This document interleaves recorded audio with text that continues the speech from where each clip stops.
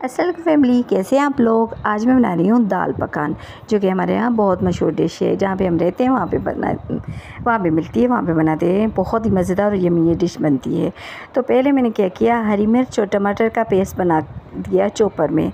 अच्छी तरह से वो पेस्ट बना दिया और फिर उसे रख दिया साइड पर। और दूसरा मैंने पेस्ट बनाया प्याज और लहसुन का।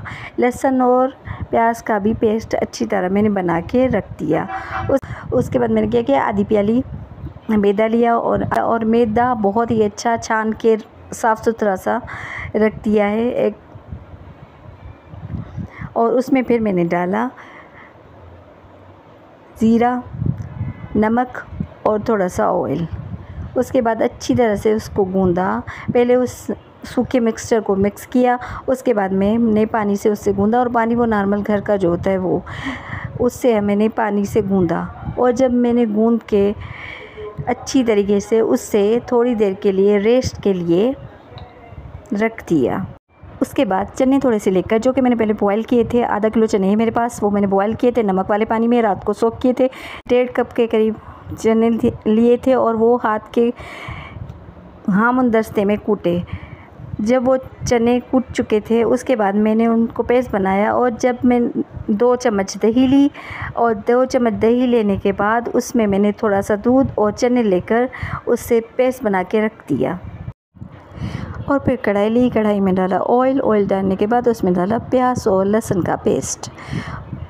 और प्याज और लहसुन का पेस्ट अच्छी तरह से ब्राउन करने के लिए मैंने रख दिया। और जब मेरा पेस्ट जो कि प्याज वाला वो हो रहा था ब्राउन, साथ ही में मैंने दाल चढ़ा दी थी, आधी प्याली दाल की, मूंग दाल की ली। और फिर मैंने उसमें थोड़ा सा पानी डाला। थोड़ा सा पानी डालने के बाद उसमें नमक और ज़ीरा डाल के उसे दम पर रख दिया। और वो बॉयल होती रही, क्योंकि ये सिंपल सी दाल बनती है।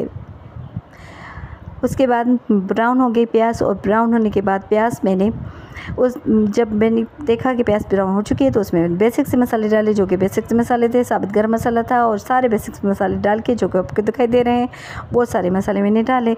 और उसमें जब थोड़ी सी बुनाई हो चुकी थी मसालों की, उसके बाद मैंने उसमें डाला पेस्ट, जो कि टमाटर और हरी मिर्च का बना के रख दिया था। और जब टमाटर अच्छी तरह से भुन चुके थे और ऑयल ऊपर आ चुका था, तो फिर मैंने उसमें डाले इमली डाली, क्योंकि खट्टे से चने बहुत ही अच्छे लगते हैं इस तरह से। और फिर जब मैंने उसकी बुनाई की इमली के साथ, मसालों के साथ अच्छी तरह से बुनाई करने के बाद उसमें डाले चने, आधा किलो चने वो डाल दिए। और उसके बाद उसकी अच्छी तरह से बुनाई की। जब ऊपर ऑयल आ चुका था, थोड़ी सी ग्रेवी करने के लिए थोड़ा सा पानी मैंने बीच में डाला था।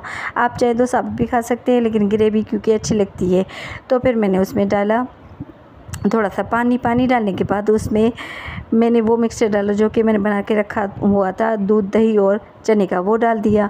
और उसके साथ बहुत ही अच्छी तरीके से बुनाई की। बुनाई करने के बाद आखिरी लुक देखिए, चनों के ऊपर मैंने डाला हरा धनिया थोड़ा सा।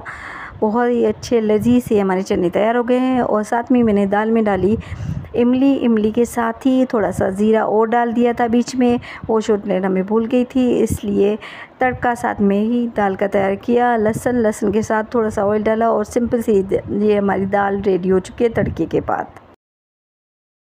अब हमारा आटा अच्छी तरह से सेट हो चुका था। उससे थोड़ी सी लोई ली और थोड़े से छोटे पेड़े बनाए, बहुत ही पतले से वो पेड़े बनाए। और फिर उसे बेला, और जब ये गोल सी अच्छी सी रोटी बन गई, रोटी की तरह ही बनती है, पूरी की तरह, पूरी के लिए रोटी नहीं, पूरी की तरह बेल के उसको हमने डाला ऑयल में।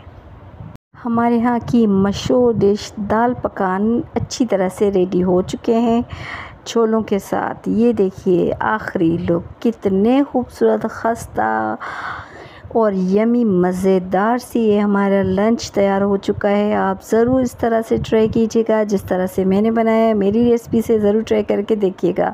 सब्सक्राइब कीजिए, लाइक कीजिए, शेयर कीजिए, कमेंट्स दीजिए, दुआओं में याद रखिए। अल्लाह हाफ़िज़।